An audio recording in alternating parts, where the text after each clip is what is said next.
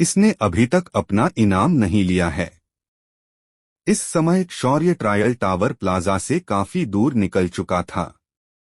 रात गहरा गई थी और सड़क पर पैदल चलने वाले कम थे।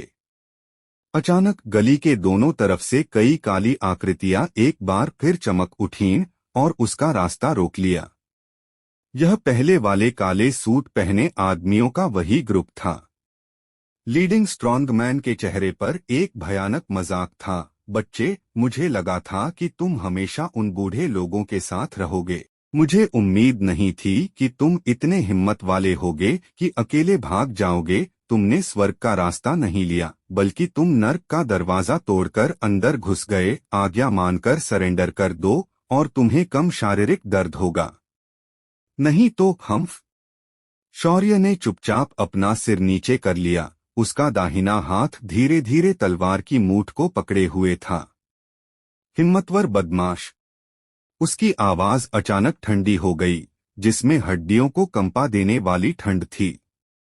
बार बार पछतावा न करने पर तुम्हारे गुनाह माफ नहीं किए जा सकते। झंझनाहट। काले लोहे की तलवार अचानक म्यान से निकली, जिससे एक साफ गूंजती हुई ड्रैगन की दहाड़ निकली। तुम मौत को बुला रहे हो। ताकतवर आदमी दहाड़ा, पहले हमला किया। इस बार उसने कुछ भी नहीं रोका। उसकी मसल्स उभरी हुई थीं, उसका professional skill mountain crushing fist पूरी तरह से बाहर आ गया। दूसरों ने भी एक साथ हमला किया। अलग अलग स्किल लाइटें चमक रही थीं, जिससे शौर्य के भागने के सारे रास्ते बंद हो गए। लेकिन रिप!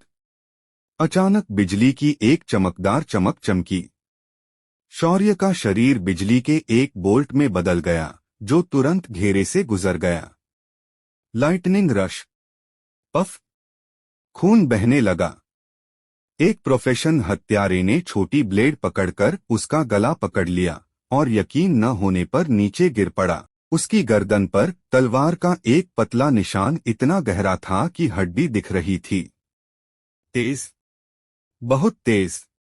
वे यह भी नहीं देख पाए कि उसने अपनी तलवार कैसे निकाली। तीसरा भाई, उस ताकतवर आदमी की आंखें लाल थीं। शौर्य का शरीर रुका नहीं। तलवार की रोशनी रेशम के बोल्ट की तरह फिर से निकली। जबरदस्त हमला। बिजली की गरज से भरी तलवार जोरदार ताकत के साथ फैल रही थी। आह! एक के बाद एक चीखें गूंजीं। काले सूट पहने दो और आदमियों को तलवार की रोशनी लगी। उनके शरीर आर्क से चमक रहे थे, फड़क रहे थे और जमीन पर गिर रहे थे, जलकर काले पड़ गए। एक झटके में सिर्फ सबसे आगे वाला ताकतवर आदमी खड़ा रह गया। उसके चेहरे पर जो भयानक मजाक था, वह बहुत पहले गायब हो गया था। उसकी जगह कभी न खत्म होने वाला डर आ गया था। तुम किस तरह के राक्षस हो? शौर्य ने कोई जवाब नहीं दिया। वह एक एक कदम आगे बढ़ा। उसके हाथ में तलवार ठंडी रोशनी से चमक रही थी। तलवार की नोक पर घने बिजली के सांप अजीब तरह से नाच रहे थे। ताकतवर आदमी डर गया। उसकी आत्मा उड़ गई और आत्मा बिखर गई और वह भागने के लिए मुड़ा। लेकिन शौर्य की स्पीड और भी तेज थी। छी! तलवार की रोशनी चमकी और गायब हो गई। ताकतवर आदमी का शरीर वहीं जम गया, फिर धीरे धीरे घुटनों के बल बैठ गया। उसकी जान चली गई। शौर्य ने बिना किसी भाव के अपनी तलवार म्यान में रख ली। वह लाशों के पास गया, उकड़ू बैठ गया और उन्हें ढूंढने लगा। एक पल बाद उसने कुछ बिखरे हुए गर्मियों के सिक्के और कुछ ठीक ठाक काले लोहे के औजार अपने गले में डाल लिए और चुपचाप खड़ा हो गया। तभी ताली ताली ताली। पास के अंधेरे से अचानक तालियों की गड़गड़ाहट सुनाई दी। शानदार! सच में शानदार! एक थोड़ी शरारती आदमी की आवाज आई। रैंक 20 से ऊपर के कई प्रोफेशंस को इतनी सफाई से हल कर पाना, जबकि वे अभी भी रैंक 10 से नीचे हैं। आपका प्रोफेशन सच में बहुत पावरफुल है। मैं सच में आपकी और ज्यादा तारीफ करने लगा हूँ। शौर्य ने अचानक ऊपर देखा। अपनी तलवार की मूठ पकड़ी, उसकी आंखों में तेज रोशनी चमक रही थी। यहाँ इतनी छुपकर कौन छिपा है? वह आदमी अंधेरे से बाहर निकला। वह कोई और नहीं बल्कि वही यूनिफॉर्म वाला टीचर था जिसने उस सुबह ट्रायल टावर के बाहर तेजस और शौर्य की लड़ाई रोकी थी। धीरे धीरे बाहर निकलते हुए उसके चेहरे पर एक शरारती मुस्कान थी। घबराने की जरूरत नहीं है। शौर्य का हाथ उसकी तलवार की मूठ पर था, उसकी नजरें सावधान थीं, और उसने गहरी आवाज में कहा, महामहिम, आप इतनी रात को यहाँ आए हैं और मेरा रास्ता रोका है। आपका मकसद क्या है? उस आदमी ने अपने हाथ फैलाए। उसकी मुस्कान कम नहीं हुई। उससे पहले मैं अपना परिचय दे दूं। मेरा नाम अमन है। मैं खास तौर पर तुम्हारे लिए आया हूं। शौर्य का एआई कोर तेजी से एनालाइज कर रहा था, लेकिन उसका एक्सप्रेशन शांत था। अमन ने आगे कहा, तुम्हें क्लास प्रोफेशन होना चाहिए, है ना? उसकी आवाज में एक्साइटमेंट की एक साफ झलक थी। यह सच में एक्साइटिंग है। इस छोटे से तियानहाई शहर में मुझे सच में एक असली क्लास प्रोफेशन मिला। जिस बात ने मुझे और भी हैरान किया वह यह है। अमन ने अपनी ठुड्डी सहलाई। लगता है दूसरों ने इस पर ध्यान नहीं दिया। शौर्य ने अपना शांत चेहरा बनाए रखा, धीरे धीरे अपना सिर हिलाते हुए। मैं तो बस एक अकेला तलवारबाज हूँ। बस एक इत्तेफाक से मुलाकात हुई है और मैं आपके साथ अपनी जान पहचान और गहरी नहीं करना चाहता। अगर और कुछ नहीं है तो मैं यहाँ से चला जाऊंगा। यह कहकर वह मुड़कर जाने वाला था। अमन की भौं थोड़ी ऊपर उठी और उसकी आंखों में हैरानी की एक झलक दिखी। क्या हो रहा है? उस सुबह ट्रायल टावर के एंट्रेंस पर यह आदमी, हालांकि थोड़ा हटकर था, नॉर्मल तरीके से बात कर रहा था। अब यह मोहन लोवाला सेमी क्लासिकल बोलने का स्टाइल, यह क्या नाटक कर रहा है? तभी वूश! दूर रात के आसमान में एक बड़ी झाड़ू पर सवार एक आदमी बहुत तेज रफ्तार से हवा में उड़ रहा था। वह तियानहाई नंबर 3 मिडिल स्कूल का प्रिंसिपल था। वह कुछ ढूंढ रहा था और नीचे उन दोनों को देखकर वह अचानक रुक गया और अपने पीछे चिल्लाने के लिए मुड़ा, वे यहाँ हैं! वे यहाँ हैं! जल्दी आओ! अमन की भौहें लगभग बिना किसी को पता चले सिकुड़ गईं। यह शौर्य पहले ही कई स्कूलों के प्रिंसिपलों का निशाना बन चुका है। यह अच्छी बात नहीं है। इसे कुछ शब्दों में समझाना मुश्किल है। अमन का लहजा बदल गया, कुछ हद तक बेपरवाह हो गया। मैं तुम्हें पहले डिटेल में बात करने के लिए कहीं और ले चलता हूँ। उसकी बात पूरी भी नहीं हुई थी कि उसकी शक्ल टिमटिमाई और उसने शौर्य का कंधा पकड़ने के लिए हाथ बढ़ाया। खटखट! उसका स्वागत तलवार की तेज रोशनी से हुआ। तलवारों की टक्कर से एक दबी हुई आवाज निकली। अमन बिना हिले डुले खड़ा रहा, लेकिन शौर्य आधा कदम पीछे हट गया। मेरे मन में तुम्हारे लिए कोई बुरी नीयत नहीं थी, लेकिन अगर तुम विरोध करना चाहते हो तो मुझे दोष मत देना। अमन की नजरें ठंडी हो गईं। उसने अचानक फिर से हमला किया। उसका मुंह आम लग रहा था, लेकिन इसने शौर्य के चकमा देने की सारी जगह घेर ली। शौर्य ने बचाव के लिए अपनी तलवार घुमाई। तलवार की रोशनी चमक रही थी, लेकिन वह अमन के दबाव को तोड़ नहीं पाया। कुछ ही मूव्स में शौर्य को एहसास हो गया कि सामने वाले की ताकत का कोई मुकाबला नहीं। सामने वाले ने कोई हथियार भी इस्तेमाल नहीं किया।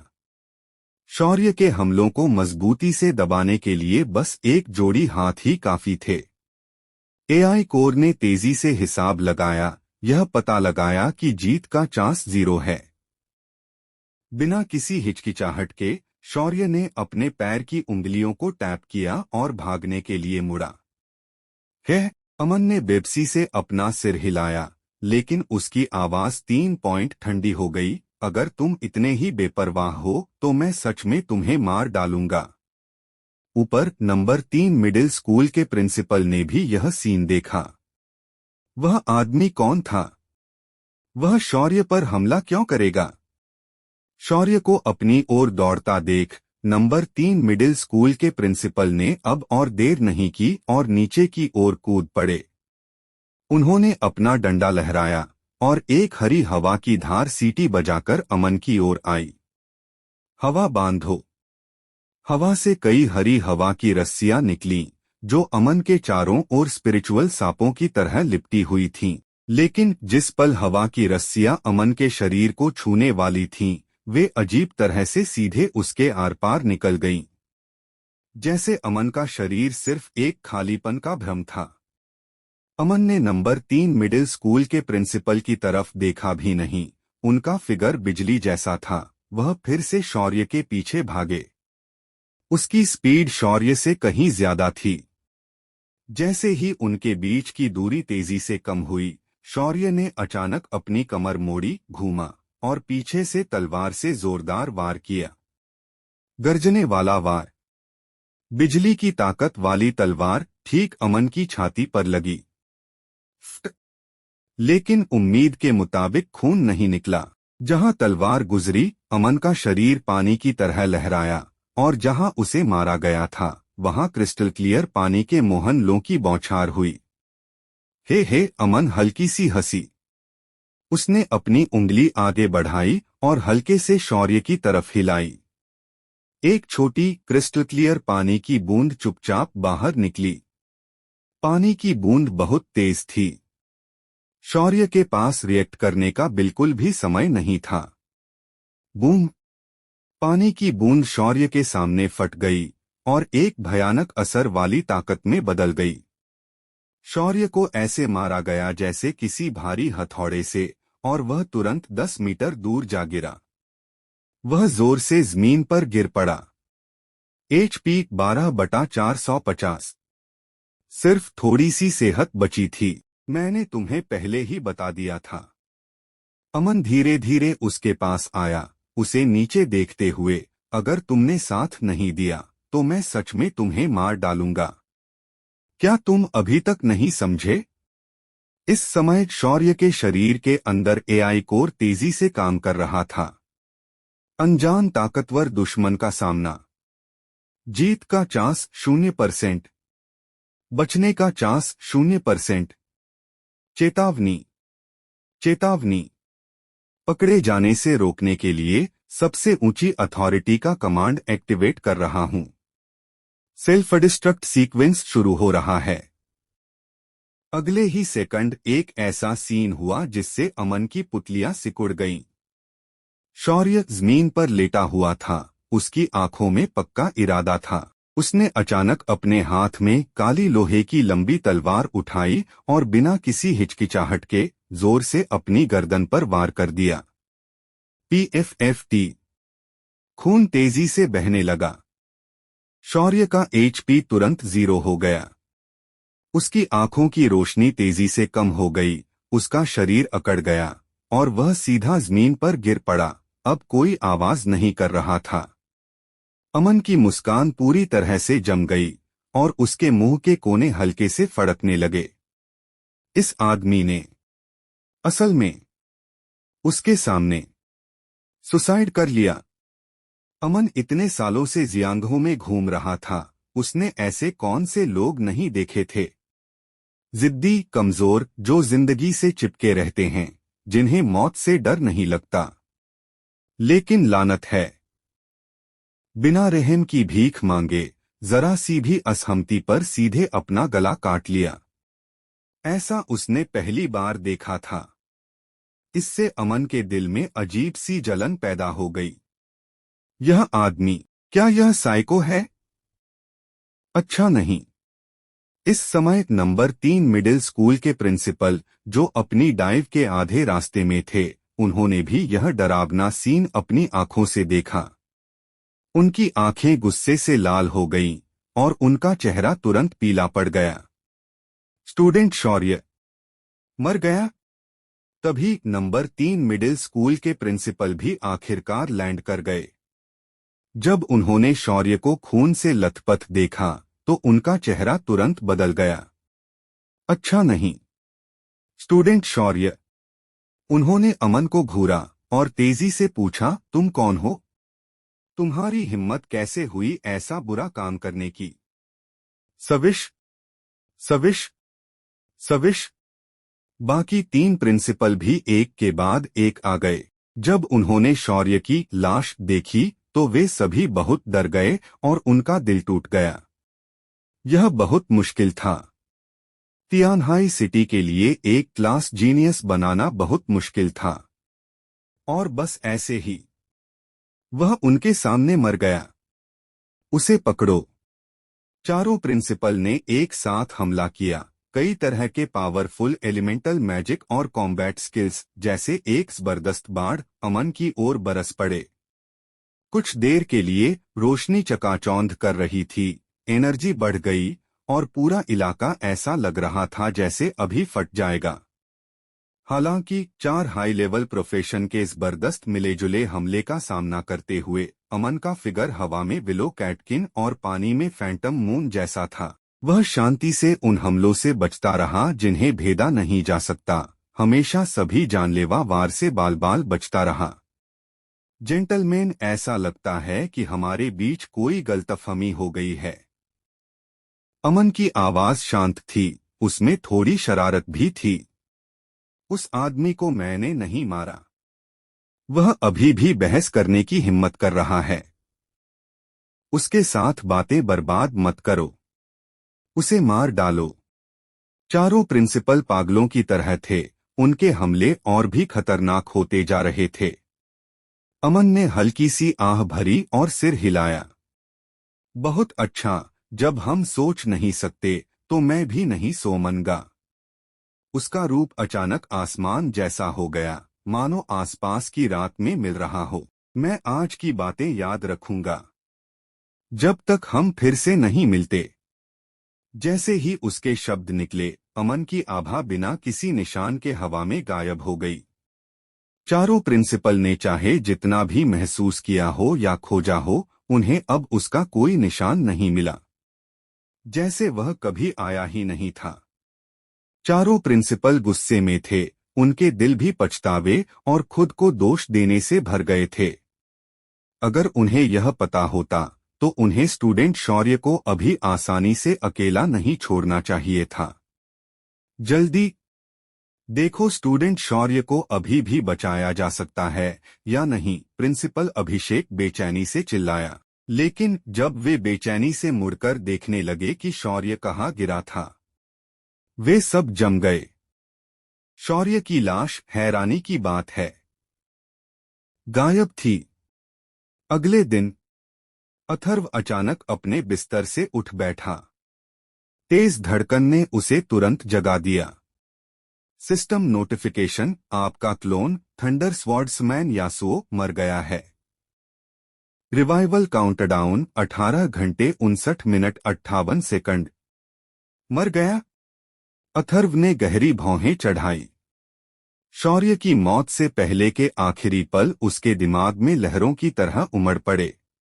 ट्रायल टावर को साफ करना, सूट पहने आदमियों द्वारा हमला, कई पुराने हेडमास्टरों की चिंता, और आखिर में अमन नाम का आदमी। हिस! अथर्व हांफने से खुद को रोक नहीं पाया। जब उसने सुबह उसे देखा तो उसे लगा कि वह बस एक दिलचस्प टीचर है। अब ऐसा लगता है कि उसका बैकग्राउंड बहुत अच्छा है। तियानहाई शहर छिपे हुए ड्रैगन और दुबके हुए टाइगर से भरा है। उसने अभी अभी अपना थोड़ा सा टैलेंट दिखाया था और इस रैंक के एक मजबूत इंसान को अपनी ओर खींच लिया था। उसे भविष्य में और ज्यादा सावधान रहना होगा। लेकिन शौर्य में लगी एआई इंटेलिजेंस की परफॉर्मेंस ने भी उसे हैरान कर दिया। एक ऐसे दुश्मन का सामना करते हुए जिसे हराया नहीं जा सकता था, पकड़े जाने से बचने के लिए उसने आत्महत्या करने का फैसला किया। काफी पक्का, काफी बेरहम। अथर्व के होठों पर मुस्कान आ गई। वह सोच सकता था कि उस समय अमन का एक्सप्रेशन बहुत दिलचस्प रहा होगा। मेरे क्लोन की स्टडी करना चाहते हो? बिल्कुल नहीं। हालांकि शौर्य को फिलहाल बुलाया नहीं जा सका, लेकिन अथर्व ज्यादा परेशान नहीं था, क्योंकि इस समय सिस्टम ने एक नोटिफिकेशन भेजा। System notification, mission trial tower clear करो और इस चैलेंज में पहला स्थान जीतो, पूरा हो गया है। मिशन रिवॉर्ड, प्रोफेशन और ड्राइंग अपॉर्चुनिटी X1 जारी कर दिया गया है। पूरा हुआ। अथर्व की आंखों में तेज रोशनी आ गई। शौर्य भले ही मर गया, लेकिन मरने से पहले उसने ट्रायल टावर को सफलतापूर्वक पार कर लिया और पहला स्थान हासिल कर लिया। इसका मतलब है वह अपने दूसरे क्लोन के लिए प्रोफेशन बना सकता था। सिस्टम, मैं अपने दूसरे क्लोन के लिए प्रोफेशन बनाना चाहता हूं। अथर्व ने मन ही मन उत्सुकता से चिल्लाया। उसने अपनी आंखें बंद कर लीं। उसकी चेतना उसके दिमाग में डूब गई। बड़ी और जानी पहचानी गैशापोन मशीन फिर से दिखाई दी। उसके अंदर रंग बिरंगे प्रोफेशनल गोले धीरे धीरे घूम रहे थे, जिससे एक आकर्षक चमक निकल रही थी। गैशापोन मशीन के सामने एकमात्र ड्रॉ बटन हल्की रोशनी से टिमटिमा रहा था। अथर्व ने एक गहरी सांस ली। पहले क्लोन ने एक रैंक थंडर स्वॉर्ड मास्टर बनाया। इस दूसरी बार यह कम से कम रैंक तो होना ही चाहिए, है ना? थोड़ी सी उत्तेजना और उम्मीद के साथ उसने मन ही मन ड्रॉ बटन दबाया। बस, बड़ी गैशापोन मशीन तेजी से घूमने लगी। अनगिनत प्रोफेशन गोले रोशनी की धाराओं में बदल गए, जो आंखों को चौंधिया रहे थे। रोशनी तेज होती गई, लगभग पूरे होश वाले हिस्से को भर दिया। 10 सेकंड बाद घूमना अचानक रुक गया। वूश! गैशापोन मशीन से रोशनी का एक अनोखा गोला निकला।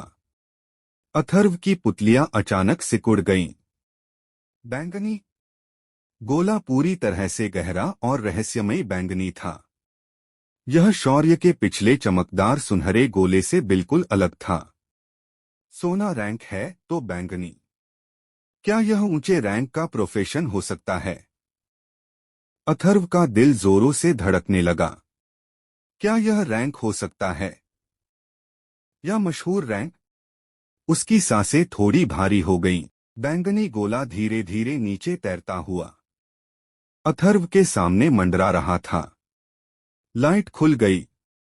यह एक बैंगनी स्क्रॉल में बदल गया, जो पिछले थंडर स्वॉर्ड मास्टर स्क्रॉल से भी ज्यादा पुराना और गहरा था।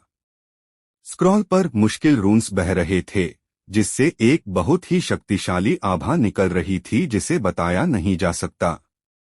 बधाई हो होस्ट, आपने लाइफ स्किल का अनोखा छिपा हुआ प्रोफेशन बनाया है। Rank myriad forms divine craftsman. Atharva का दिल जोर से धड़का और उसकी सांसें कुछ तेज हो गईं। Life skill profession, forging master. इस दुनिया में मॉन्स्टर्स से गिरने वाले प्रोफेशनल इक्विपमेंट के अलावा मटेरियल से उन्हें बनाने के लिए फोर्जिंग मास्टर्स पर निर्भर करता है। फोर्जिंग मास्टर द्वारा बनाए गए इक्विपमेंट में अक्सर और भी ज्यादा पावरफुल खूबियां होती हैं। इसलिए फोर्जिंग मास्टर हमेशा बिना किसी अपवाद के सबसे ज्यादा मांग वाला प्रोफेशन होता है। उनके पास काम की कभी कमी नहीं होती और उनके पैसे कमाने की स्पीड एक प्रिंटिंग प्रेस जितनी होती है। असली मालिक की याद में पिछले साल तियानहाई शहर में एक फोर्जिंग मास्टर आया था। एक एपिक रैंक लॉन्गस्वॉर्ड सीधे 1 मिलियन से ज्यादा की बहुत ज्यादा कीमत पर बिकी। लेजेंडरी रैंक इक्विपमेंट, यह कम से कम करोड़ों में है, अनमोल और बहुत ज्यादा डिमांड में। पूरे जिया देश में अभी एक भी ग्रेट मास्टर नहीं है जो लेजेंडरी रैंक इक्विपमेंट बना सके। पड़ोसी सकुरा कंट्री में एक है, जिसे नेशनल फादर कहा जाता है। जैसे ही यह ख्याल आया, मायरियड फॉर्म्स डिवाइन क्राफ्ट्समैन का एट्रीब्यूट पैनल पहले ही दिखाई दे गया था। क्लोन पैनल, बिना नाम का। Profession unique hidden profession rank myriad forms divine craftsman rank LV1 health 120/120 mana 150/150 strength 12 agility 10 stamina 15 mental energy 18 skill list passive skill forging master LV1 equipment forge करते समय material consumption 30% कम हो जाता है और forging time 30% कम हो जाता है। Active skill divine craftsman's enlightenment LV1 equipment के एक पीस को डेजिग्नेट कर सकता है और उसकी क्वालिटी रैंक को एक लेवल बढ़ाकर रेयर रैंक तक कर सकता है। कूलडाउन 24 घंटे। अथर्व उस एक्टिव स्किल को घूर रहा था, उसकी आंखें लगभग बाहर निकल आईं। सीधे क्वालिटी बढ़ाओ। हे भगवान, यह तो पागलपन है। एक फाइन रैंक इक्विपमेंट एक क्लिक से सीधे रेयर बन जाता है। अभी अपर लिमिट रेयर है, लेकिन क्या होगा अगर रैंक ज्यादा हो? क्या होगा अगर स्किल प्रोफिशिएंसी बढ़ जाए? रेयर एनलाइटन से एपिक, एपिक से लेजेंडरी। उस समय उसके क्लोन में से हर एक के पास लेजेंडरी रैंक डिवाइन इक्विपमेंट का एक सेट होगा। वह सीन बहुत सुंदर था, उसने इसकी कल्पना भी नहीं की थी। सिस्टम नोटिफिकेशन, कृपया अपने रैंक क्लोन का नाम बताएं। अथर्व को होश आया, उसके होंठ एक अजीब सी मुस्कान में बदल गए। अमन की वह एक फोर्जिन मास्टर है, इसलिए उसका नाम गूंज रहा होगा। उसके दिमाग में एक आइडिया आया। चलो उसे ओएजी कहते हैं। अपने पिछले जन्म में वह एक महान कारीगर था जिसने लोंगयुआन, ताइया और झानलू जैसे दिव्य हथियार बनाए थे। उसे उम्मीद थी कि यह क्लोन भी इस दुनिया का बनाने वाला मिथक बन सकता है। सिस्टम नोटिफिकेशन, नामकरण सफल। क्लोन ओएजी बन गया। सिस्टम नोटिफिकेशन, कृपया क्लोन ओएजी का रूप रंग बदलें। इस बार अथर्व ने अपना सबक सीख लिया। शौर्य का चाचा जैसा चेहरा, वह जहां भी जाता उसके साथ माता पिता जैसा व्यवहार किया जाता, जो बहुत परेशानी वाला था। उसने ओएजी के चेहरे को जवान और सुंदर बनाया, जो लगभग 20 साल का दिखता था। उसके साफ सुथरे काले छोटे बाल, एकाग्र और गहरी आंखें थीं, जिनमें एक कारीगर की स्थिरता का एहसास था। शौर्य के दिखावटी और बेबाक व्यवहार के विपरीत उसमें एक संयमित तीखापन था। हम बुरा नहीं, शांत लग्जरी और दम। अथर्व ने खुशी से सिर हिलाया। सिस्टम नोटिफिकेशन, क्लोन ओएजी का अपीयरेंस सक्सेसफुली शेप हो गया है। सिस्टम नोटिफिकेशन, क्लोन बन रहा है, प्लीज इंतजार करें। इंतजार का टाइम हमेशा थोड़ा लंबा लगता था। लगभग 2 घंटे बाद system notification, rank clone myriad forms divine craftsman ओएजी पूरी तरह से बन गया है। जैसे ही शब्द निकले, अथर्व के सामने सफेद रोशनी की एक चमक दिखाई दी। एक लंबा सा आदमी अचानक हवा में दिखाई दिया। उस जवान आदमी ने सिंपल ग्रे कपड़े पहने थे, उसका चेहरा सुंदर और आंखें शांत थीं। यह नया बना हुआ रैंक क्लोन ओएजी था। अथर्व का दिमाग घूम गया। उसकी चेतना तुरंत अपने नए क्लोन के शरीर में डूब गई। ओएजी। उसने अपने हाथ हिलाए और अपने पैर मारे। सहज और स्वाभाविक। यह तब से अलग नहीं था जब उसने शौर्य को कंट्रोल किया था। असल में क्लास प्रोफेशन की नींव के कारण इस शरीर की शुरुआती ताकत और स्टैमिना क्लास शौर्य से कहीं ज्यादा थी। Class life profession. अथर्व, या यूं कहें कि अब ओएजी के चेहरे पर उम्मीद की एक झलक थी। लाइफ प्रोफेशन मॉन्स्टर्स से लड़ने की जरूरत के बिना लेवल अप करते हैं। फोर्जिंग इक्विपमेंट एक्सपीरियंस देता है। जितनी ज्यादा क्वालिटी उतना ज्यादा एक्सपीरियंस। चलो फोर्जिंग गिल्ड देखते हैं। अपना मन बनाकर ओएजी ने अब देर नहीं की। जैसे ही दोपहर हुई, वह आंगन से बाहर निकला और सीधे तियानहाई शहर के सेंटर की ओर चल पड़ा। फोर्जिंग गिल्ड शहर के सेंटर की सबसे चहल पहल वाली कमर्शियल सड़क पर था। यह न सिर्फ फोर्जिंग मास्टर्स के लिए काम की जगह थी, बल्कि तियानहाई शहर का सबसे बड़ा इक्विपमेंट ट्रेडिंग हब भी था। जैसे ही उसने गिल्ड के मेन एंट्रेंस से कदम रखा, शोरगुल वाली गर्मी की एक लहर ने उसे घेर लिया। ग्राउंड फ्लोर का बड़ा हॉल अलग अलग स्टॉल से भरा हुआ था। इक्विपमेंट की एक चमकदार लाइन रंग बिरंगी लाइटों से जगमगा रही थी। सब आओ, सब आओ, मौका मत छोड़ना। लेवल 10 बढ़िया क्वालिटी की बेल्ट, बेहतरीन खूबियां, पहले आओ पहले पाओ। लेवल 20 रियर क्वालिटी के गॉन्टलेट्स, इसमें बढ़ा हुआ हीलिंग इफेक्ट शामिल है। हीलर प्रोफेशन के लिए एक आशीर्वाद, जल्दी करो वरना मौका हाथ से निकल जाएगा। बेचने वालों की आवाजें लगातार उठती और घटती रहीं। ओएजी की नजर उन पर पड़ी और उसने अंदर ही अंदर सिर हिलाया। ज्यादातर सामान आम या बढ़िया क्वालिटी का था, रेयर ग्रेड बहुत कम देखने को मिलता था। एक तेज नजरों वाले, मुस्कुराते हुए अधेड़ उम्र के मोटे बॉस ने, जो पारंपरिक चीनी जैकेट पहने हुए थे, खास दिखने वाले ओएजी को देखा और जल्दी से उनका स्वागत किया। यंग मैन, तुम यहाँ नए हो, तुम क्या खरीदना चाहते हो? मेरे ओल्ड अभिषेक का सामान पक्का पूरा होगा। ओएजी हल्के से मुस्कुराए, बॉस, आपने गलत समझा है, मैं यहाँ कुछ खरीदने नहीं आया हूँ। वह रुके, फिर बोले, मैं एक फोर्जिंग मास्टर हूँ। एक फोर्जिंग मास्टर? ओल्ड अभिषेक की मुस्कान जम गई, उनकी आंखों में हैरानी की एक झलक दिखी। वह तियानहाई शहर के लगभग हर फोर्जिंग मास्टर को जानते थे। उन्होंने इस यंग मैन को पहले कभी नहीं देखा था। यंग मैन, क्या तुमने नया प्रोफेशन बदला है? ओल्ड अभिषेक ने हिचकिचाते हुए पूछा, तुम किस रैंक के फोर्जिंग मास्टर हो? ओएजी को याद आया कि शौर्य ने क्या परेशानी खड़ी की थी और उसने लो प्रोफाइल रहने का फैसला किया।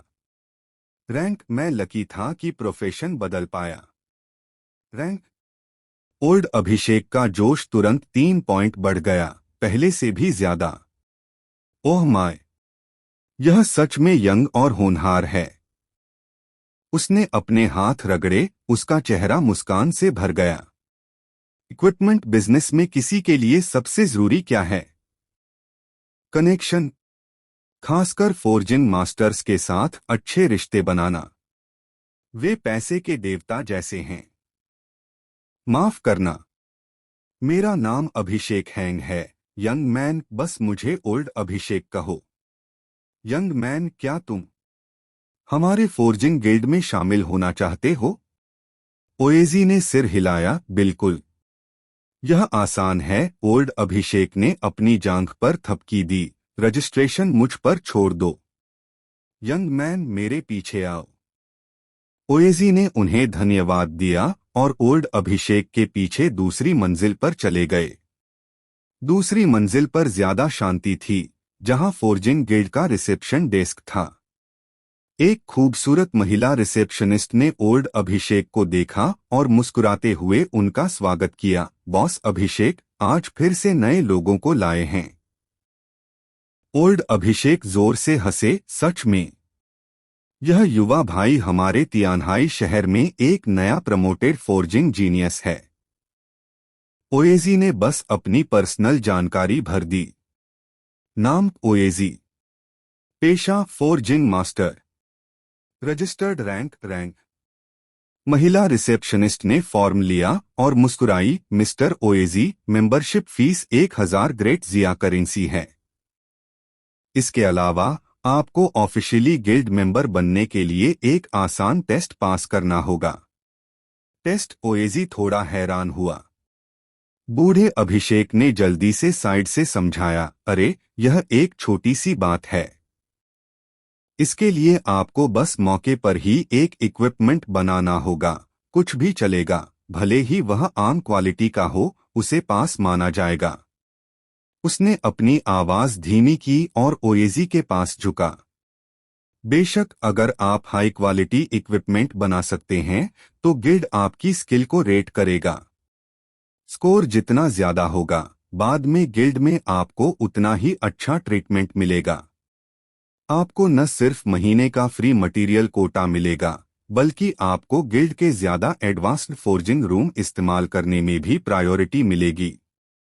ओएजी समझ गया, लेकिन मेरे पास अभी कोई फोर्जिंग ब्लूप्रिंट नहीं है। फोर्जिंग ब्लूप्रिंट ज्यादातर अनोखे जानवरों को मारकर या खजाने के बक्से खोलकर मिलते हैं। ऊंचे रैंक और बेहतर क्वालिटी वाले ब्लूप्रिंट स्वाभाविक रूप से ज्यादा दुर्लभ होते हैं और उन्हें बनाना ज्यादा मुश्किल होता है। बूढ़े अभिषेक ने हाथ हिलाते हुए बड़े गर्व से कहा, ब्लूप्रिंट गिल्ड के पास बहुत सारे हैं, मेरे पीछे आओ। वह ओएजी को दूसरी मंजिल के दूसरी तरफ ब्लूप्रिंट सेल्स एरिया में ले गया। सच में यह बहुत शानदार था, जिसमें रैंक 1 से रैंक 50 तक के सभी तरह के इक्विपमेंट ब्लूप्रिंट थे। युवक, मेरा सुझाव है कि तुम प्रैक्टिस करने और प्रोसेस से परिचित होने के लिए पहले रैंक 1 का इक्विपमेंट ब्लूप्रिंट खरीद लो। बूढ़े अभिषेक ने उत्साह से सुझाव दिया। ओएजी की नजर कई ब्लूप्रिंट के बीच टिकी रही। जल्द ही उसने हाथ बढ़ाया और एक निकाल लिया। ब्लूप्रिंट बनाना, अप्रेंटिस लॉन्गसवर्ड। जरूरी रैंक AV5। क्वालिटी आम। बूढ़े अभिषेक ने इसे देखा और थोड़ा हैरान रह गए। लेवल 5। नौजवान, तुमने अभी अभी प्रोफेशन बदला है, सीधे लेवल 5 के इक्विपमेंट के लिए जा रहे हो, क्या यह थोड़ा ज्यादा अग्रेसिव नहीं है? लेवल 1 और लेवल 5 को बनाने की मुश्किल बिल्कुल एक जैसी नहीं है। ओएजी हल्के से मुस्कुराए, कोई बात नहीं, मैं कोशिश करना चाहता हूं। उनकी जिद देखकर बूढ़े अभिषेक ने उन्हें रोकने की कोशिश नहीं की। ठीक है, क्या हिम्मत है। ब्लूप्रिंट तैयार होने के बाद अब सामान की बारी थी। बूढ़े अभिषेक और भी जोश में थे। इस अप्रेंटिस लॉन्गसवर्ड को बनाने के लिए सामान मेरी दुकान में तो है ही। इसे अपने बड़े भाई का तोहफा समझो, 2 सेट। ओएजी थोड़ा हैरान हुआ, मैं यह कैसे ले सकता हूं, मुझे फिर भी पैसे देने चाहिए। लेकिन बूढ़ा अभिषेक मुस्कुराया और उसने जो पैसे दिए थे उन्हें वापस कर दिया। अरे छोटे भाई, तुम बहुत ज्यादा पोलाइट हो रहे हो। आज हमारी मीटिंग किस्मत की बात है, ये कुछ सामान क्या हैं? आगे से अगर तुम कुछ अच्छा बनाओ तो बस अपने बड़े भाई को याद रखना। बेशक कीमत के मामले में तुम्हारा बड़ा भाई तुम्हें कभी नुकसान नहीं होने देगा। उसका पक्का रवैया देखकर ओएजी ने और मना नहीं किया। तो धन्यवाद बॉस अभिषेक। आपका स्वागत है, आपका स्वागत है। इसके बाद बूढ़ा अभिषेक ओएजी को तीसरी मंजिल पर ले गया। यह फोर्जिंग गिल्ड का फोर्जिंग रूम एरिया था। भारी स्टील के दरवाजों की लाइनें बंद थीं और साउंड प्रूफिंग बनावट के बावजूद दरवाजों के पीछे से हथौड़े की हल्की खनक अभी भी सुनी जा सकती थी। यह फ्लोर सभी एलिमेंट्री फोर्जिंग रूम हैं, ओल्ड अभिषेक ने बताया। आगे इंटरमीडिएट और एडवांस्ड फोर्जिंग रूम हैं। उसने छत की तरफ इशारा किया, उसकी आंखों में थोड़ी सी चाहत थी। सबसे ऊपर वाला फ्लोर स्पेशल फोर्जिंग रूम है। मैंने सुना है कि वहां फोर्जिंग की आग आम आग नहीं है, बल्कि कुछ हाई रैंक सीक्रेट जगहों से मंगाई गई एग्जॉटिक आग है। सिर्फ वही फोर्जिंग मास्टर अंदर जा सकते हैं जो एपिक ग्रेड इक्विपमेंट बना सकते हैं। ओएजी की नजर थोड़ी हटी। एग्जॉटिक आग हैं। ओएजी की आंखों में एक अजीब सी चमक आ गई। उसने मटेरियल लिया, रैंडमली एक एलिमेंट्री फोर्जिंग रूम चुना और दरवाजा धक्का देकर खोला। धमाका! भारी साउंड प्रूफ लोहे का दरवाजा बंद हो गया। गर्मी की एक तेज लहर बाहर निकली। फोर्जिंग रूम बड़ा नहीं था। बीच में एक बड़ी भट्टी थी और पास में अलग अलग फोर्जिंग टूल रखे हुए थे। ओएजी ने गहरी सांस ली। क्लास मायरियड फॉर्म्स डिवाइन क्राफ्ट्समैन की पहली फोर्जिंग शुरू होने वाली थी। अथर्व ने ओएजी को कंट्रोल किया और गहरी सांस ली। फोर्जिंग रूम की हवा में हल्की मेटल की महक और कोयले की गर्माहट थी। उसने ओल्ड अभिषेक से खरीदा हुआ अप्रेंटिस लॉन्गस्वॉर्ड फोर्जिंग ब्लूप्रिंट खोला। ब्लूप्रिंट में हर स्टेप और जरूरी मटेरियल साफ साफ लिखा था। लाल कॉपर और काले लोहे के सिल्लियां और first tier wind wolf claw powder का एक हिस्सा। अथर्व ने बुदबुदाया, अपने स्टोरेज ग्रेड से एक एक करके जरूरी मटेरियल निकालकर उन्हें फोर्जिंग प्लेटफॉर्म के पास करीने से सजाते हुए। लाल कॉपर और गहरे लाल रंग की चमक से चमक रहा था। काले लोहे के सिल्लियां भारी थीं और क्लॉ पाउडर एक छोटे लेदर पाउच में था। उसने भारी फोर्जिंग हैमर उठाया। जैसे ही हैमर का हैंडल उसकी हथेली को छुआ, डिंग! अथर्व के दिमाग में एक तेज सिस्टम नोटिफिकेशन साउंड गूंजा। सिस्टम नोटिफिकेशन, पता चला कि होस्ट का क्लोन ओयूईजी पहली बार फोर्जिंग कर रहा है, जिससे एक unique hidden profession exclusive challenge quest शुरू हो रहा है। क्वेस्ट का नाम द डिवाइन क्राफ्ट्समैन का पहला रोना। क्वेस्ट कंटेंट: एक एपिक रैंक वेपन, कोई रैंक या टाइप लिमिट नहीं, सक्सेसफुली फोर्ज करें। क्वेस्ट रिवॉर्ड: प्रोफेशन और draw opportunity x1। Quest duration: कोई नहीं। Epic rank. अथर्व का दिल जोर से धड़क उठा। प्रोफेशन और ड्रॉ अपॉर्चुनिटी, यह रिवॉर्ड बहुत लुभावना था। शौर्य का रैंक थंडर स्वॉर्ड मास्टर इसी से आया। एक और रैंक या रैंक भी एक जबरदस्त बूस्ट होगा। यह बस एक एपिक रैंक वेपन था, मुश्किल कोई आम बात नहीं। उसने अपने दिल का जोश दबाया और उसकी नजर फिर से फोर्जिंग प्लेटफॉर्म पर गई। पहले इसे ट्राई करते हैं। ओएजी ने चिमटा उठाया, लाल कॉपर ओर का एक टुकड़ा पकड़ा और उसे धधकती हुई भट्टी में रख दिया। आग की लपटों ने तुरंत ओर को खा लिया, जिससे चटपट जैसी आवाज आई। ओएजी की आंखें बहुत ज्यादा एकाग्र थीं। ओएजी के सेंस से अथर्व ने भट्टी की आग का टेम्परेचर और आग की लपटों में ओर के धीरे धीरे नरम होने का प्रोसेस साफ महसूस किया। वह एहसास बहुत ही शानदार था। ऐसा लग रहा था जैसे वह खुद सच में एक अनुभवी फोर्जिंग मास्टर बन गया हो। हर कदम उसकी आत्मा में गहराई से बसी एक समझ की तरह था। जब सही समय आया, ओएजी ने अचानक चमकते लाल ओर को बाहर निकाला और उसे ठंडी निहाई पर रख दिया। फुसफुसाहट। उसने बिना किसी दिखावटी हरकत के फोर्जिंग हैमर घुमाया और उसे जोर से नीचे पटक दिया। क्लैंग! फोर्जिंग रूम में एक बहरा कर देने वाली दहाड़ गूंजी। हर जगह चिंगारियां उड़ रही थीं। हथौड़े का हर वार ओर के सबसे जरूरी हिस्से पर ठीक से लगा। ताकत, एंगल, रिदम, बिना किसी गलती के। ओएजी की हरकतें सहज थीं, जिसमें रिदम का ऐसा एहसास था जिसे बताया नहीं जा सकता। उसके माथे से पसीना रिस रहा था, जो उसके गालों पर बह रहा था, लेकिन उसे कोई फर्क नहीं पड़ा। उसकी आंखों में सिर्फ लगातार खराब होता मेटल था। हर वार के साथ गंदगी धीरे धीरे दूर होती जा रही थी। मेटल की डेंसिटी लगातार बढ़ रही थी। अथर्व महसूस कर सकता था कि ओएजी की फोर्जिंग मास्टर पैसिव स्किल असर कर रही थी। मटेरियल की खपत उम्मीद से कम लग रही थी और फोर्जिंग की एफिशिएंसी हैरानी की बात है कि ज्यादा थी। जल्द ही लाल कॉपर ओर को शुद्ध कॉपर ब्लॉक में रिफाइन किया गया। इसके बाद काले लोहे के सिल्लियां थीं। वही प्रोसेस, हथौड़े से पीटना, आकार देना।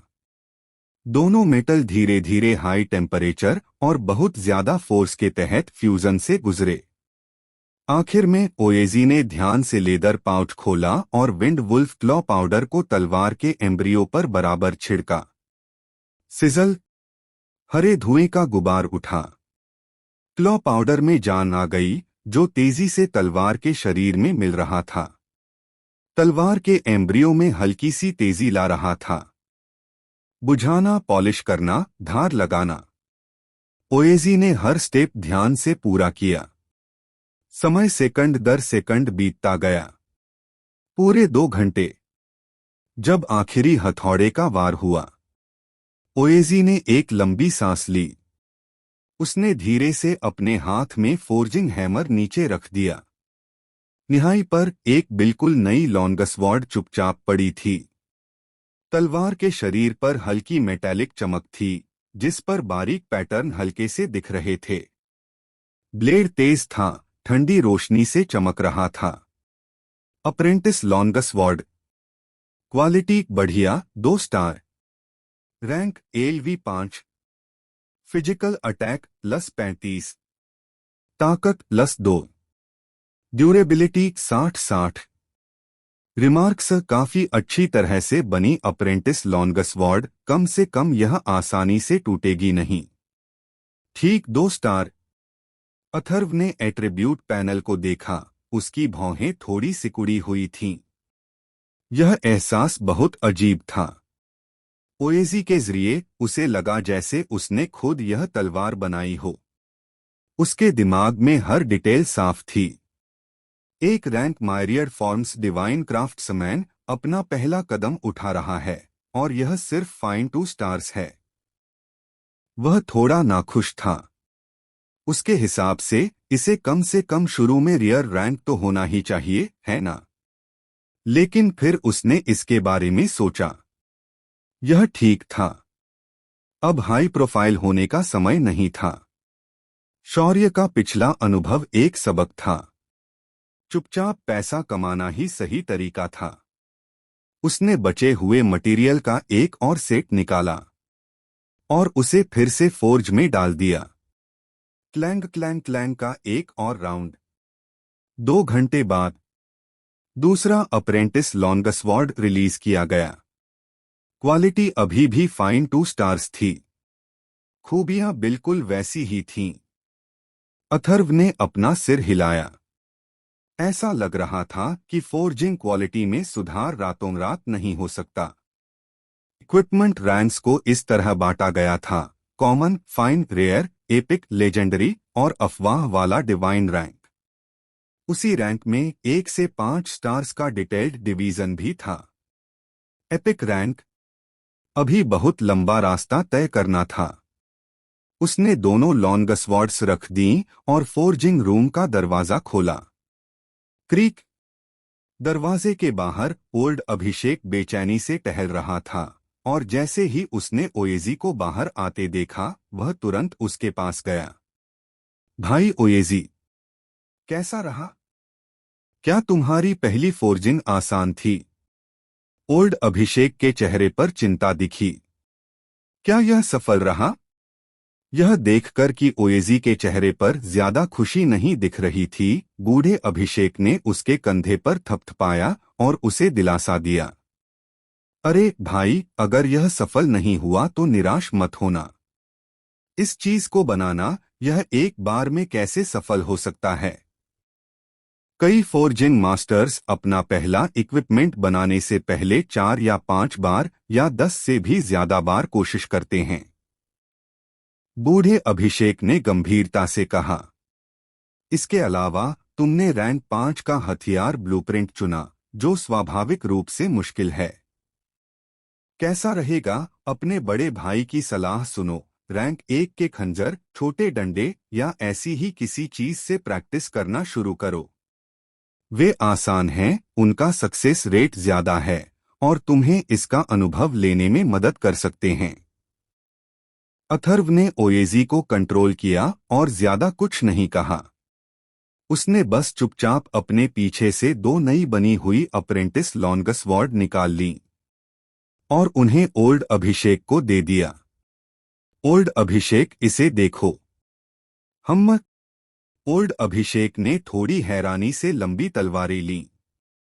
वे उसके हाथ में थोड़ी भारी थीं और तलवारों के शरीर में नई बनी होने की गर्माहट थी। उसने अनजाने में उन्हें देखा। तलवार का गार्ड सपाट था, तलवार की रीढ़ सीधी थी और ब्लेड हल्की ठंडी रोशनी से चमक रहा था। फिर उसने दूसरी वाली को देखा, लगभग एक जैसा।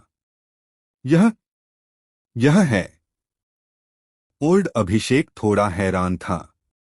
नहीं, एक मिनट रुको, मैंने तुम्हें जो 2 सेट मटेरियल दिए थे, तुम दोनों में कामयाब रहे?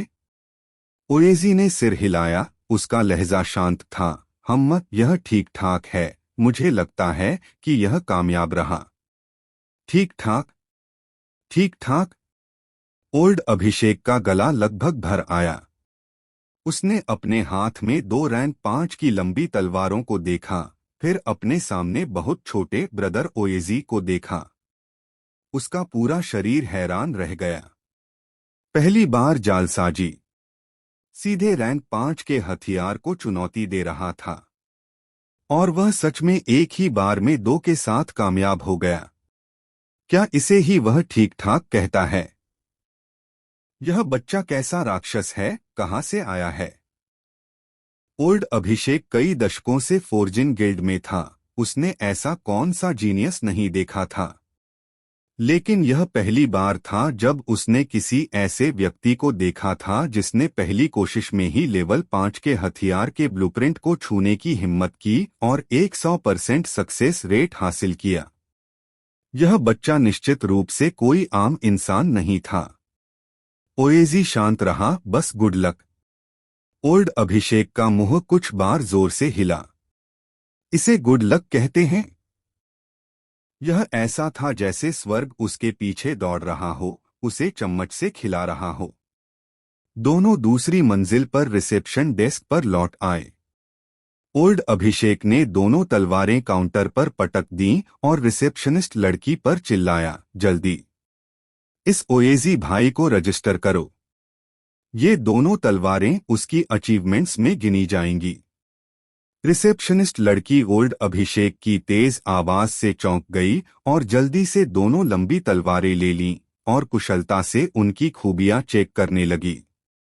अगले ही पल तलवार पकड़े हुए हाथ में जोर से कंपन हुआ और वह लगभग जमीन पर गिर ही गया। यह मिस्टर ओएजी, रिसेप्शनिस्ट लड़की की आवाज थोड़ी लड़खड़ा रही थी और ओएजी की तरफ उसकी नजरें यकीन न होने से भरी थीं। क्या यह तुम्हारा पहली बार इक्विपमेंट बनाने का अनुभव है? ओएजी ने उसे देखा, बेपरवाही से कहा, कोई प्रॉब्लम है क्या? नहीं नहीं प्रॉब्लम, रिसेप्शनिस्ट लड़की ने जल्दी से अपना सिर हिलाया। उसके गोरे गाल एक्साइटमेंट से लाल हो गए। यह थोड़ा ज्यादा ही हैरान करने वाला है। इक्विपमेंट बनाने की अपनी पहली कोशिश में ही एक फाइन 2 स्टार क्वालिटी बनाना। तुम्हारा टैलेंट सच में बहुत बहुत शानदार है। क्या बकवास है? इससे पहले कि ओएजी कुछ बोल पाते, साइड में खड़ा बूढ़ा अभिषेक पहले चिल्लाया। उसकी आवाज से छत से धूल उड़ रही थी। Fine 2 star? तुमने कहा था कि ये दोनों तलवारें फाइन 2 स्टार हैं? वह ओएजी के अजीब सक्सेस रेट में इतना खो गया था कि वह उसकी खूबियों को ध्यान से देखना ही भूल गया। बूढ़े अभिषेक ने एक लंबी तलवार छीन ली और उसे बड़ी बड़ी आंखों से घूरने लगा। अप्रेंटिस लंबी तलवार, quality fine 2 star, physical attack +35, ताकत +2, ड्यूरेबिलिटी 60/60। हिस, बूढ़े अभिषेक ने हांफते हुए कहा। तलवार पकड़े हुए उसका हाथ थोड़ा कांप रहा था। हे भगवान, यह सच में फाइन 2 स्टार है। और दोनों ही हैं। इस पल बूढ़े अभिषेक की ओएजी की तरफ नजर पूरी तरह बदल गई। यह अब किसी टैलेंटेड नए इंसान जैसा नहीं था, बल्कि एक मॉन्स्टर को देखने जैसा था। एक प्रोडिजी। तुम्हें पता है, एक आम फोर्जर को आम क्वालिटी के इक्विपमेंट को फाइन क्वालिटी में अपग्रेड करने में कितना समय और टेम्परिंग लगेगी? कम से कम 1 या 2 साल, ज्यादा से ज्यादा दशकों। या पूरी जिंदगी भी बिना अच्छी क्वालिटी की दहलीज को छुए। और सक्सेस रेट बहुत अस्थिर था, जो पूरी तरह से स्टेट, किस्मत और मटेरियल पर निर्भर करता था। फिर भी उसके सामने यह बहुत जवान आदमी न सिर्फ दोनों को सक्सेसफुली बना रहा था, बल्कि वे सभी फाइन 2 स्टार भी थे। क्या यह कोई इंसान कर सकता है? भाई, बूढ़े अभिषेक ने एक्साइटेड होकर ओएजी का कंधा पकड़ा। उसका चेहरा लाल हो गया। सच बताओ, क्या तुम सच में रैंक हो? रैंक वाला इतना एबनॉर्मल कैसे हो सकता है? रिसेप्शनिस्ट लड़की और भी फुर्तीली थी। उसने पहले ही काउंटर पर इंटरनल कम्युनिकेटर उठा लिया था और तुरंत अपने सुपरवाइजर को सिचुएशन बता दी थी। सुपरवाइजर ने तुरंत कहा, उसे जाने मत देना, मैं अभी आती हूँ। कॉल काटने के बाद उसने ओएजी की तरफ देखा। उसकी आंखें प्यार से भरी हुई थीं और उसकी आवाज कई डिग्री मीठी हो गई थी। मिस्टर ओएजी, प्लीज मत जाना, हमारे सुपरवाइजर तुरंत यहाँ आएंगे। बूढ़े अभिषेक ने भी इस समय ओएजी के कंधे पर प्यार से थपथपाया और अपनी आवाज धीमी कर ली। भाई, मैं तुम्हें समझता हूँ। जवान लोग वे लो प्रोफाइल रहना चाहते हैं, मैं समझता हूँ।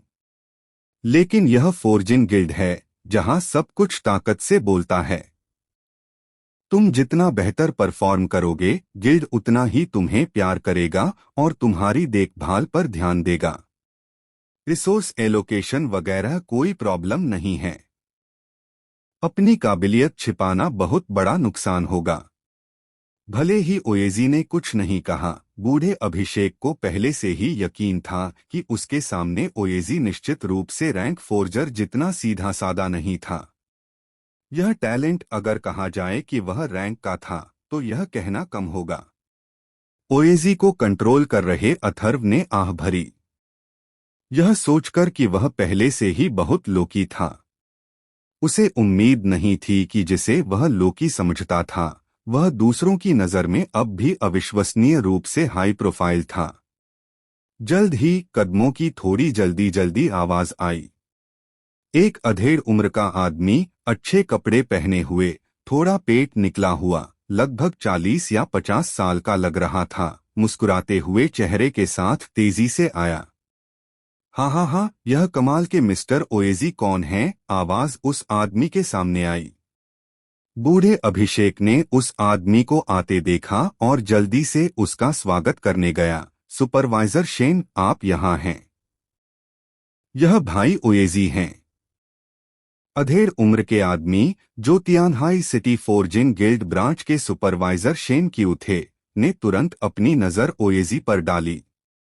जब उन्होंने ओएजी को बहुत ज्यादा जवान देखा, तो सुपरवाइजर शेन क्यू की आंखों में हैरानी की एक झलक दिखी।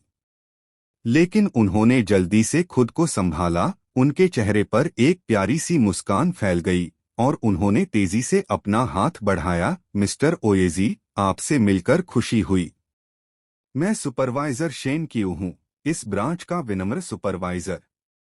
अभी अभी मैंने जियाओ अभिषेक की रिपोर्ट सुनी, जिसमें कहा गया था कि आपने अपनी पहली फोर्जिंग कोशिश में ही कमाल कर दिया। आज आपको देखकर यह सच में जवानी में उभरता हुआ एक हीरो है, जिसके पास बहुत सारी उम्मीदें हैं। कुछ जानी पहचानी कमर्शियल बातचीत के बाद सुपरवाइजर शेन क्यू की नजर आखिरकार काउंटर पर रखी 2 लंबी तलवारों पर गई।